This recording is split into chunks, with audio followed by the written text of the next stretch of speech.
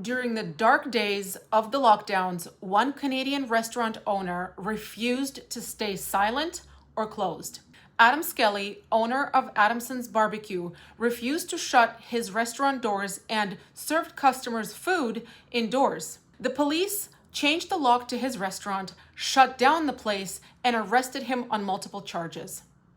Today, I'm sitting down with Adam to recap that story and to talk about the legal challenge he's bringing to the Canadian government since then. Adam joins me now. Adam, thank you so much for joining me. Yeah, Kat, thanks for the chance to come on your platform here. Much appreciated. So the last time that people were sort of paying attention to what was happening regarding yourself and your restaurant was during the lockdowns, when wild scenes were coming out of that location. Police on scene, riot horses, you're getting arrested for daring to have your restaurant open during the time when provinces were mandating shutdowns of all restaurants. Is that correct? Yeah, that's right. I was actually going to show a clip of that wild scene just to kind of refresh people's memories of what was happening. And I wanted to show it, maybe get your reaction, get a recap from you of what happened that day, and we can discuss what's been happening since then. Well, folks, it's coming up for 12:30, and just about 5 minutes ago, we had the door that was locked down by the city actually smashed open from the inside out, and then all hell broke loose. A lot of people here tried to cram themselves into the restaurant.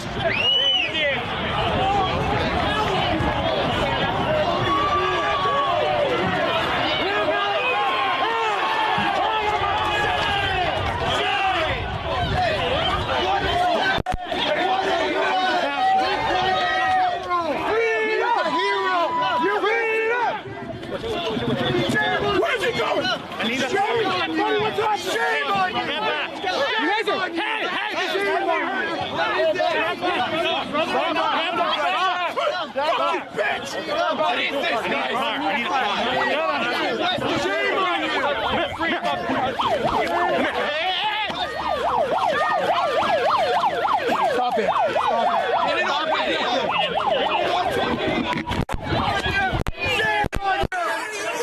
Shame on these police. Shame on these police. Look at what they've started now. You're a hero, Adam. I love you guys. Was that the first day that you tried to remain open with your restaurant? That was the third day that we violated the emergency measures there in Toronto. What are your thoughts and feelings seeing that after, 5 years now, 6 years now? Yeah, been a little over 5 years. It kind of feels like a dream. You know, I've since moved my family to Alberta, and we live a very peaceful life out in the country, and we have a nice farm, and we milk some cows here, and we try to raise some food, and we got a great community. Looking back on that scene was a bit of a circus. It was never my intention for it to get there.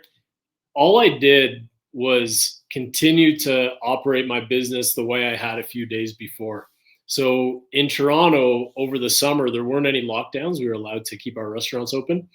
And Doug Ford, the Premier of Ontario, he came out and he said that he wasn't going to do another lockdown until he saw hard evidence proving that it was justified to close them all down.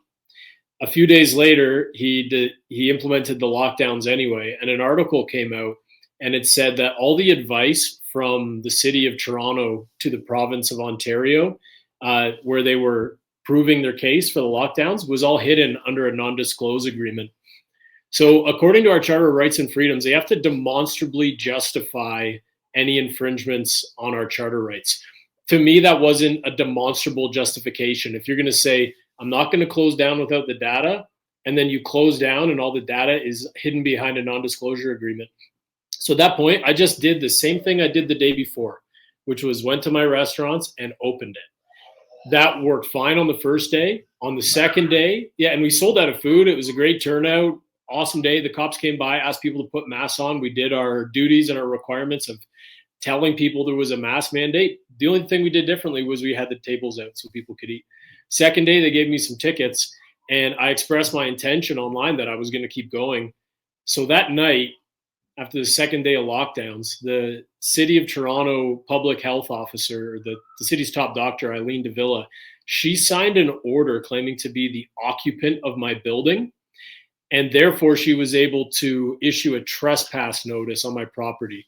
So this was a provincial matter. I was supposed to get tickets and then be able to fight them in court. What happened instead is she invoked criminal legislation. It's a federal jurisdiction. We believe, and we're arguing in court, that it's outside of her jurisdiction. She invoked that so that she could arrest me for showing up. So when I showed up the third day, I wasn't about to back down and stop. They had seized the front area of my building. I went into the back, and we opened up a hole in the drywall so that we could enter into the restaurant. We broke off the locks that they had installed on the doors, and we just let people come in to eat.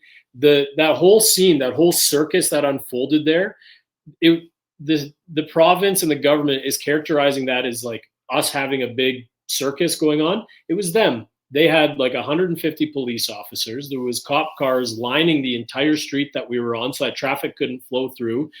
Police shoulder to shoulder around the building, a mounted unit, all to stop me from doing what I was doing perfectly in a reasonable manner over the last 2 days and then in the summer before that.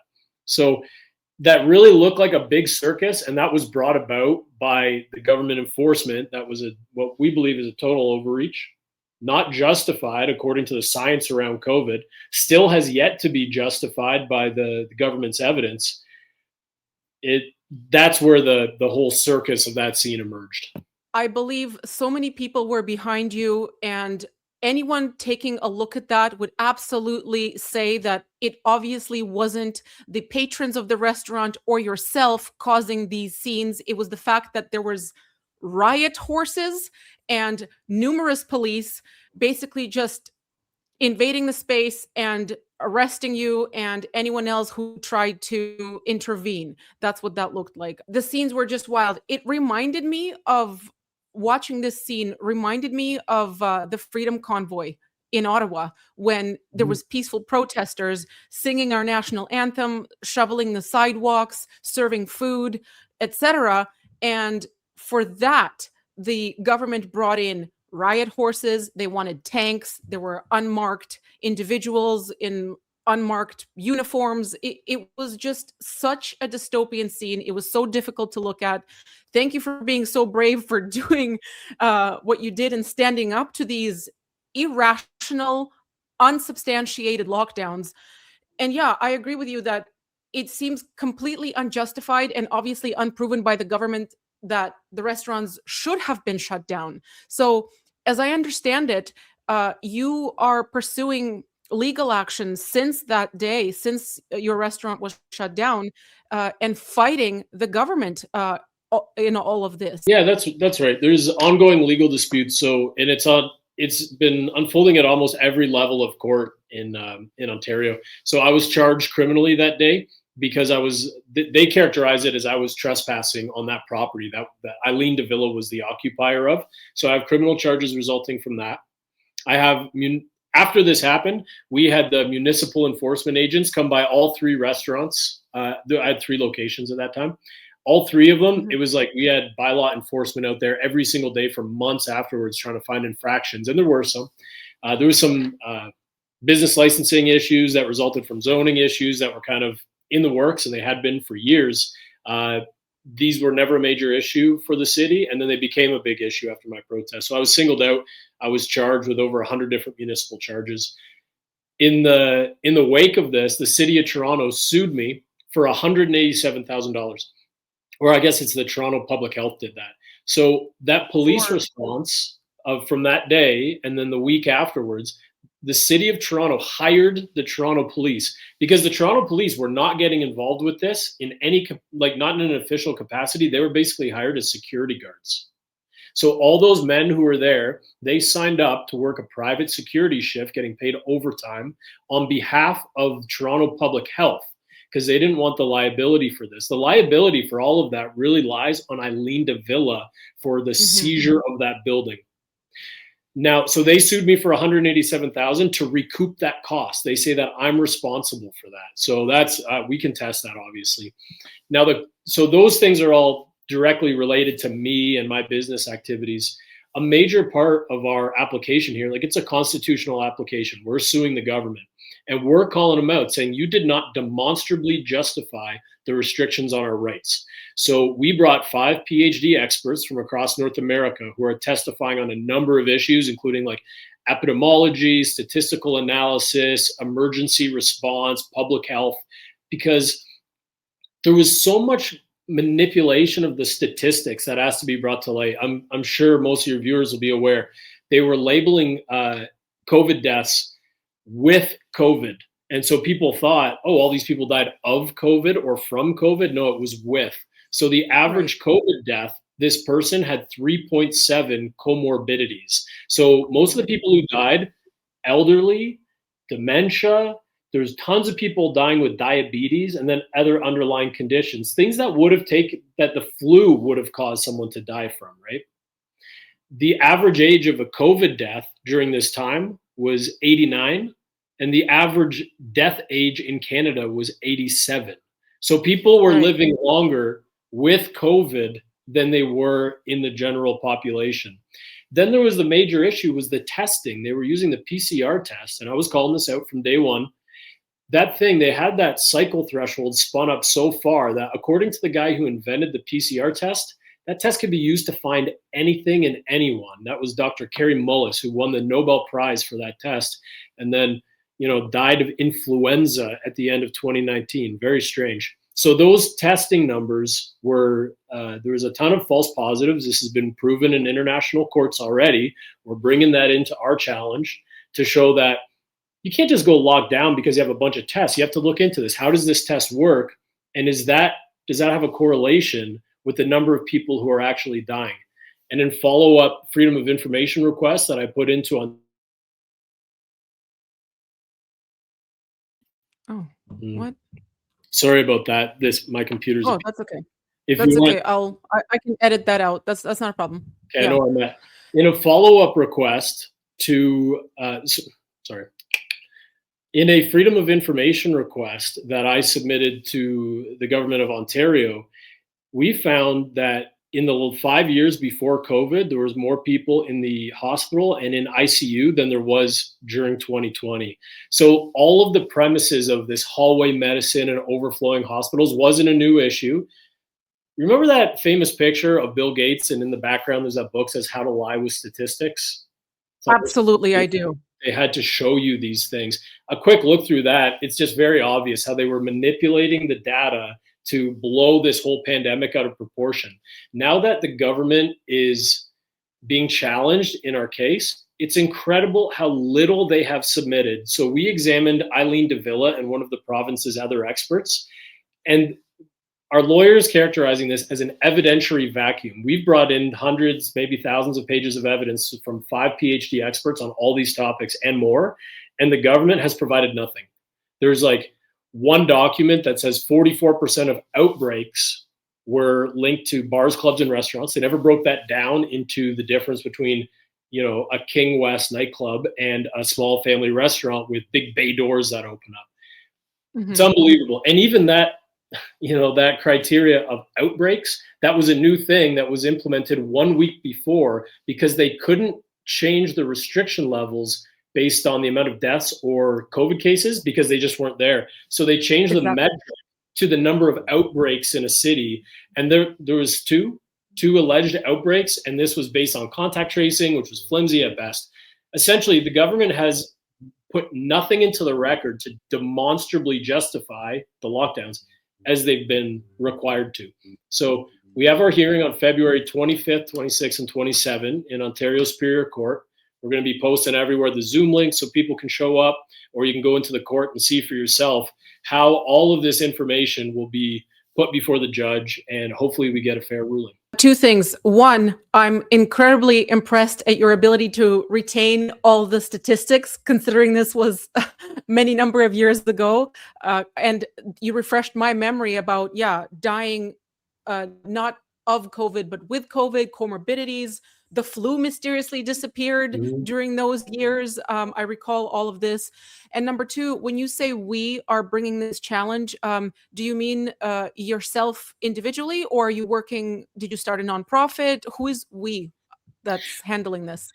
So my friend Chris Weisdorf, he's a gentleman who we crossed paths shortly after the barbecue protest, and he founded a nonprofit with a bunch of other people called the Concerned Constituents of Canada, and they're representing the public interest in this case. So after the crowdfunded money that was raised on my behalf while I was in jail was all spent on lawyers, that was about $350,000.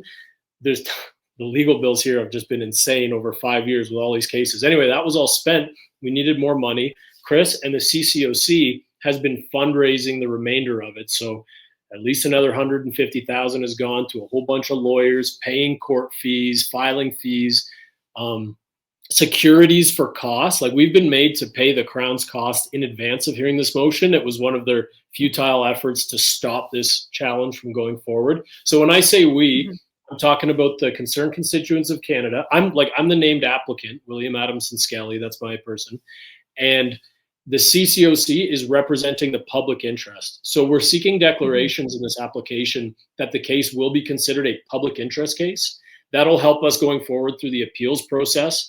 If that's granted, it'll be looked at on a larger scale. Class actions would probably follow if we get the declarations that we're looking for. Okay. Do you happen to know or to roughly estimate what the additional costs will be of carrying this to completion, and maybe also let people know where they can go to support this case, because it is such a public interest case? Yeah, that's right. It is. If we get the results that we're looking for on this thing, it's going to open up full liability to the government for having done this without justification. Our lawyer is Ian Perry. He's allowed us to run a very significant mid five-figure balance with him, and he's continuing the challenge anyway. We need to get this guy paid. He's doing a fantastic job. We've run through a number of lawyers, and I can honestly say I've got full faith in Ian. Like, he's done an incredible job. He has absolutely grilled the experts on examinations, got a lot of very valuable admissions, and he's got an awesome strategy. So you just donate to the CCOC. I'm not on the board. I don't deal with any of the donations. They just pay the bills directly to Ian Perry.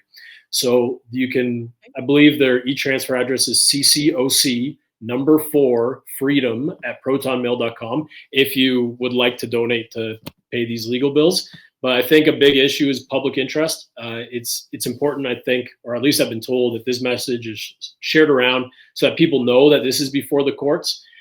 I'm told that, with a full courtroom, with a lot of people looking, with eyes on the case and major public interest, that the judges, they feel that when they're making their decisions. And is there also a Give, Send, Go where people can donate?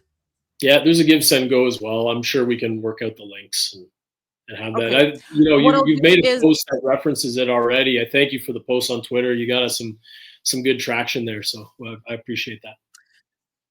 I'm going to do is link the Give, Send, Go in the description box of this video when I post it to my social channels. So it'll be on YouTube and it'll be on X as well. And I'll post the links to the YouTube video on Facebook and on my Instagram as well. So all the links will be available in the description box of the YouTube video. Is there anything else that you need viewers to know, that you'd like viewers to know about this case? We've got all our documents in. We're just waiting on the Crown to submit their reply, to which about 5 days before the hearing, we'll have an opportunity to do a final reply factum.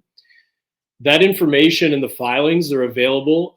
They've been posted. I believe the CCOC has posted them, and then also a website called canucklaw.ca has them on there. So if anybody cares to review the materials, they're on there. It's really interesting stuff, and you can see Eileen Davila's examination where she refused all the questions about, her justification for the lockdowns, her justification for seizing my building, her lawful authority.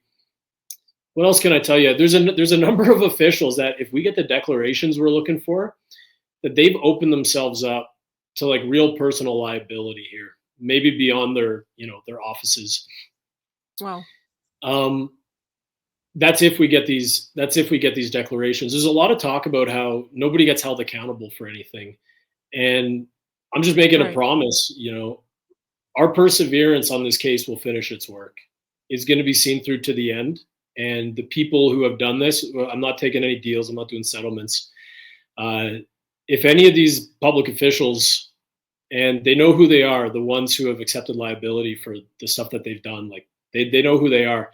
I'll accept a public apology from your office before the ruling is out, and just be on notice of that. You know, if we don't get a public apology for the harm that you did to people by these lockdowns that weren't justified, and like we're going to prove they weren't justified, we're going to discover into those NDAs and we're going to prove it.